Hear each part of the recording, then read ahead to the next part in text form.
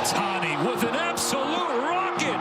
Forget about it. Baseball is one of the largest sports in the world and has been a staple of the American broadcast television market for decades. With over 2,400 MLB games per year and tens of thousands of college ball games, there's certainly no shortage of content to be shared with TV viewers.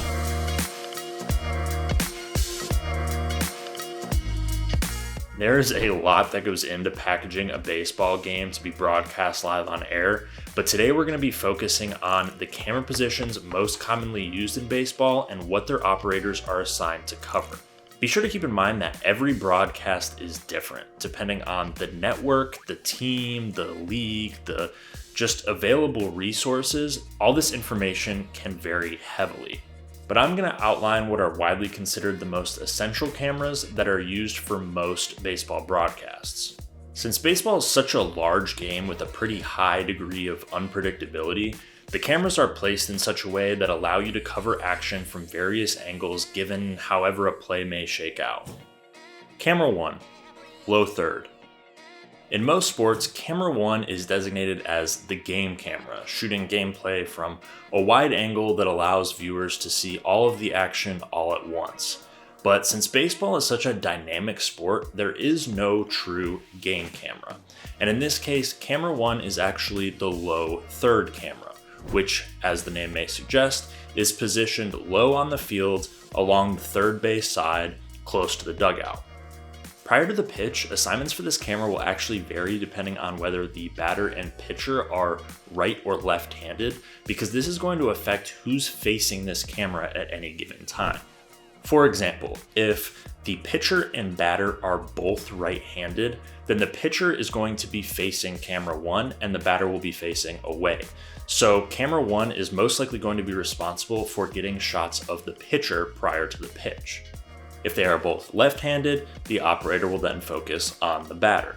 If the pitcher and batter are both facing away from camera 1, typically the operator will be responsible for shagging, which basically means that if the ball is put into play, they're ready to go at any given time to follow the ball and hopefully get a shot of a defender making a play. If both the pitcher and the batter are facing towards camera 1, typically the batter will always get priority, especially during the actual pitch, but the director may ask for the operator to also get shots of the pitcher prior to the play.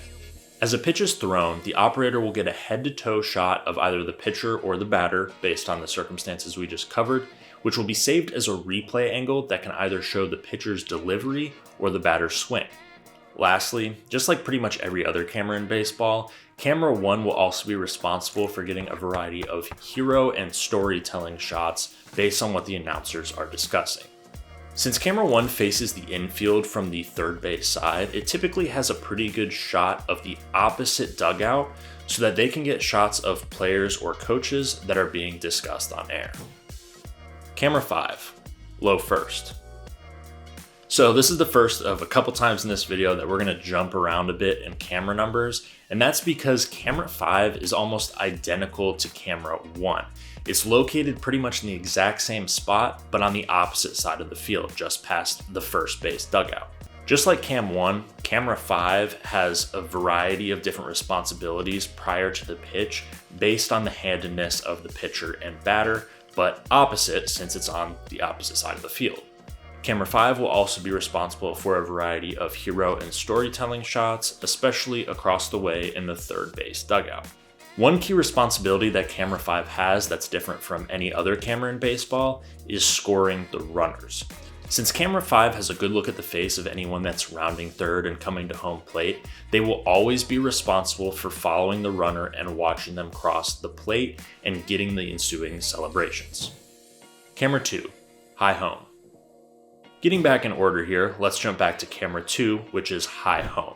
As the name suggests, Camera 2 is located high above the field behind home plate, typically in or just adjacent to the announcer's booth. If there was a game camera in baseball, you could easily make the argument that it's Camera 2. Prior to every pitch, Camera 2 will always be in a wide, ready-to-go position, ready to shag the play as the ball comes off the bat. If the operator knows the game and the players well, based on the handedness of the batter or any given player's likelihood to hit in a certain direction, they can cheat their framing a little bit to one side or the other, giving them a better shot of getting there more quickly. As soon as the ball cracks off the bat, camera 2 has to be ready to go and follow that ball until the very end of the play, always showing relative position to key players on the field. For example, on a fly ball to the outfield, the operator will want to frame the player or players that are going to make the play, zooming in as the ball falls into the outfielder's glove. And let's say in this example that there's a player on third base waiting to tag up and go home, then the operator will have to follow the throw all the way from the outfield right to the plate. While this camera is often used for replays, this is primarily a live camera that's cut in any time that a ball is put into play. So this operator has to be really quick on their feet and ready to react to wherever the ball may go. And since camera 2 is so vital each and every play, it's rare that a director will give many additional camera assignments to the camera 2 operator. Camera 3, high first. Next up is camera 3, which is commonly referred to as high first. It's located above and behind low first on that first base side and is typically located somewhere on the first level concourse. This is sort of a jack of all trades camera that will shoot a ton of different things depending on the director's preferences, and is typically where one of the best camera operators on the crew will be positioned. Much like camera 2, camera 3 is typically tasked with shagging every single ball that's put into play, but since it's located at a different angle and can be shot a little tighter since it isn't always live, this offers a little bit of variety for producers and directors to use in replays. Additional assignments will vary for Cam 3 heavily depending on the director's preferences, but this camera can be used for hero shots, storytelling, shots of the crowd, and sometimes we'll even do a pitch follow from the pitcher's hand all the way to the plate. The camera 3 operator typically has a license to be a little more creative than most of the other cameras and can go get shots that are interesting and relevant to the broadcast, which can make running this camera a ton of fun. Camera 8, high third. So we're going to jump around here a little bit again and talk about camera 8, high third. Now we're doing this for the same reason as before, which is because camera 8 is almost identical to camera 3, but once again on the opposite side of the field, above and behind camera 1. The high third operator will also be responsible for shagging plays, getting hero shots, and shooting anything else that follows the storyline of the game. The biggest difference is that camera 8 has the additional responsibility of shooting potential pickoff plays when there's a runner on at first.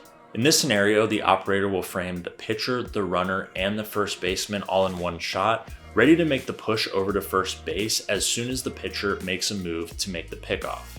This allows the director, who always has to be on their toes in this situation, to cut to this camera immediately, showing the pickoff attempt live. Camera 3 can be responsible for getting these types of shots as well. If there is no camera 8 on a broadcast, the responsibility of the pickoff at first will typically lie with camera 3. And even if there is a camera 8, camera 3 has the better look across at third base. So if there is, in the rare situation, a pickoff attempt at third, camera 3 will be responsible for that. Camera 4, center field. The center field camera, also commonly referred to as the batter's eye, is positioned beyond center field just off to the left if you're looking from the perspective of home plate. As we discussed earlier, there is no true game camera in baseball, but one could make the argument that camera 4 best fits the description. This is the camera that gets the most tallies of any other camera in baseball since it's used live for every single pitch. Camera 4 frames the pitcher, batter, catcher, and umpire and is an angle that any baseball viewer would recognize. Once a ball is put into play, camera 4 will push to the pitcher, following them wherever they go, getting reaction shots that can be cut in live or later used in replays. However, if there happens to be a walk, camera 4 will instead push to the batter, following them head to toe down the line as they make their way towards first. Once a play is over and the pitcher starts setting up to make their next pitch, the operator will return to their standard framing. Camera 4 is definitely a repetitive camera to run in baseball, but it does get a lot of tallies and requires a competent operator that can quickly and consistently get to their pre-pitch framing. Camera 6, tight center. Last but certainly not least is camera 6, commonly referred to as tight center. Now this camera will be located either just next to, above, or below camera 4. Prior to the pitch, camera 6 will be responsible for shooting tight shots of the batter that can be used alternatively to cameras 1 or 5 as we discussed earlier. Just like camera 4, camera 6 is responsible for shooting every single pitch, but much tighter so that the angle can be used for replays. Depending on preference and different circumstances within a game, there are a lot of different pitch framings that a director could ask for. Most commonly, the operator will do what we call a tight ball follow, following the ball from the pitcher's hand all the way to the plate, either maintaining that tight angle or widening out so that we can see the batter from head to toe. This is a great replay angle that can highlight the movement of a pitch as well as the batter's swing. The director will also commonly ask for simple head-to-toe framing without any movement. Regardless of the operator's framing during the pitch, if the ball is put into play, most directors will have camera 6 follow the batter until the play is over. This will allow for great reaction shots which can be cut in live, especially on a big hit or a home run, or can always be used later in replays. This camera can also be used throughout the broadcast for various storytelling purposes, since it has such a good look at pretty much the entire field. It can see both dugouts, it can see most of the crowd, it can see every single player on the field, so this is a super useful storytelling camera for directors. Other cameras. So all the cameras we just discussed are pretty commonly used in all high-level broadcasts. On relatively smaller broadcasts, like say for college ball games or minor league, you can actually get away with fewer cameras, typically somewhere in the neighborhood of 4 to 6, which can be done relatively easily just by swapping around some camera assignments. For larger broadcasts, however, even more cameras will be used. In MLB games, you will commonly see foul pole cameras that are positioned just beside the foul poles in the outfield on one of the concourses. Just like in most sports nowadays, you will often see gimbal or steadi-cams as well, which can be used to go onto the field and get close-up shots of celebrations or just a batter walking up to the plate. You will also frequently find robo and Marshall cameras that can be used as beauty cams or just basically put in positions where you wouldn't want to set up a fully manned camera. In most baseball broadcasts at any level, you will also typically find a designated booth camera that can shoot the on-air talent for on-camera segments. Baseball is a complex and unique sport that requires an equally complex and unique camera setup. There's so much that goes into putting just one of these games live on air, so hopefully after watching this video you'll have a new appreciation for what goes on behind the scenes. Thanks so much for watching, and be sure to drop a comment and let us know what sport you'd like us to cover next. We do already have a basketball camera positions video on our channel, so if you're interested, be sure to check that one out, and don't forget to like this video and hit subscribe if you haven't already. Once again, thank you for watching, and we'll see you next time.